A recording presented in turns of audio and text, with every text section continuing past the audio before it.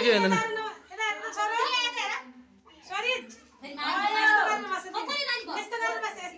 ओ मनु छोरा कति खुसी भएको मेरो छोरा ज्ञानी यता घुम छोरा घुम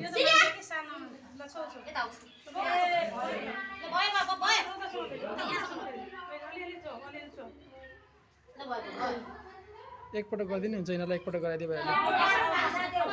ल यो भिडियो बनाइदिनु उता फर्के छोरा त्यसरी होइन छोरा पूर्वतिर फर्केर बसाइदेऊ न